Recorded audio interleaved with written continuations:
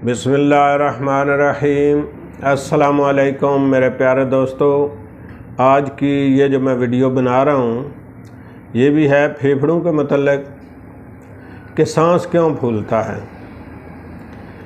सांस फूलना कोई बीमारी नहीं है, सांस फूलना किसी बीमारी की इलामत है।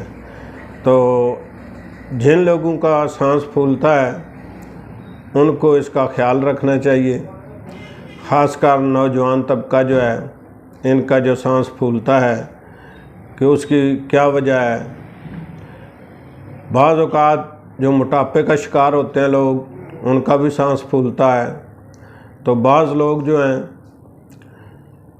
वो काम काज नहीं करते, जब उनको थोड़ा सा पैदल चलना पड़े फिर भी सांस फूलता है।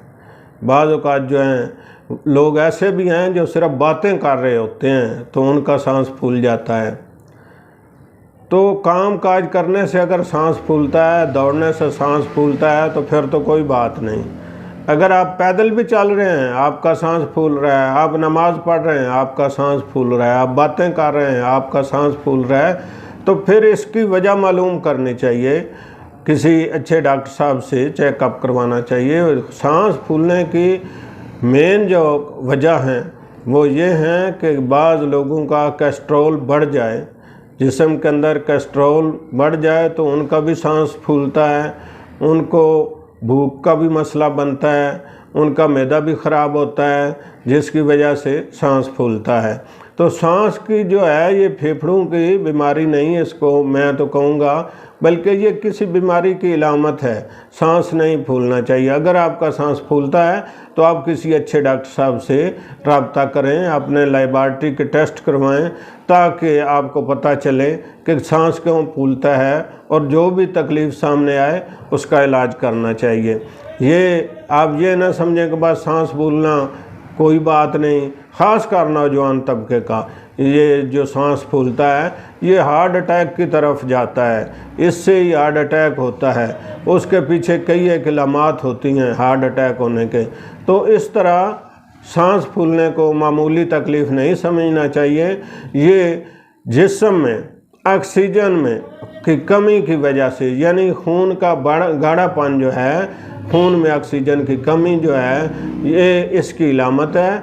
इसको आप कभी भी इग्नोर ना करें, यानी इस बात को आप नोटिस लें कि मुझे क्यों ये तकलीफ़ हो रही है और फिर उसका सद्देबाब करना चाहिए। हम खाने पीने में तो किसी चीज़ का लिहाज नहीं करते, जो चीज़ें हम खा पी रहे हैं हमें ये कोई मालूम नहीं कि हम सिर्फ समोसे ही खाए जा रहे हैं, पकोड़े ही खाए जा रहे हैं, गर्म चीज़ें खा रहे हैं। इस तरह नहीं करना चाहिए। जब ये तकलीफ़ हो जाए आपको सांस फूलने की, ये सांस फूलना मैं आपको बता रहा हूँ कि किसी बीमारी की इलामत है। इसके बैक पे कई शदीद इलामात भी हो सकती हैं और कई आम सी भी हो सकती हैं। मैदा ख़राब हो तब भी सांस फूलता है। अगर आपके फेफड़े जो हैं वो सही काम नहीं कर रहा है, लंग्स काम नहीं कर रहा है, जो दमे का मरीज़ है उसका भी सांस फूलता है, जो टीबी का मरीज़ है उसका भी सांस फूलता है, जिसको नज़ला ज़ुकाम है वक्ती तौर पे उसका भी सांस फूलता है, उसकी पल्स तेज़ चलती है। लेकिन ये नज़ला ज़ुकाम में आर्जी इलामत है, जब आपका वो ठीक हो जाएगा तो फिर सांस नहीं फूलना चाहिए। अगर उसके बाद भी फूलता है तो इसका मतलब है आपको कोई शदीद तकलीफ़ आने वाली है। तो इस तरह सांस फूलना जो है ये किसी डेंजरस यानी सख्त बीमारी की इलामत है। तो इसको कभी भी इग्नोर नहीं करना चाहिए, कभी भी इसको ये आम सी तकलीफ़ नहीं लेना चाहिए कि सांस फूलना कोई बड़ी बात नहीं है, लिहाजा आप अपना इलाज करवाएं। तो मैं पहले भी आप लोगों को बता चुका हूँ, मेरी वीडियोज़ में कमेंट्स आ रहे हैं कि डॉक्टर साहब आप इलामात बताते हैं, वजह बताते हैं, आप वीडियो बहुत अच्छी बना रहे हैं लेकिन आप इलाज नहीं बताते। तो मेरी आपसे गुजारिश है, मैंने पहले आपको ये बताया है कि होम्योपैथिक जो है ये एक इलामत पे इसका इलाज नहीं बताया जाता। जो मैं ये आपको इलामात बता रहा हूँ इनकी एक दवाई नहीं हो सकती।